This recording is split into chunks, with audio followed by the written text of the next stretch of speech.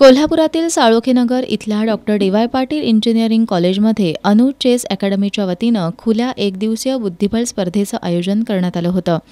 राहुल अस्पतवार, वृषाली गायकवाड यांनी पटावरील चाल करून स्पर्धेचं उद्घाटन केलं. या स्पर्धेत रवी आंबेकर यानं अजिंक्यपद पटकावलं तर अरिन कुलकर्णी हे उपविजेते ठरले.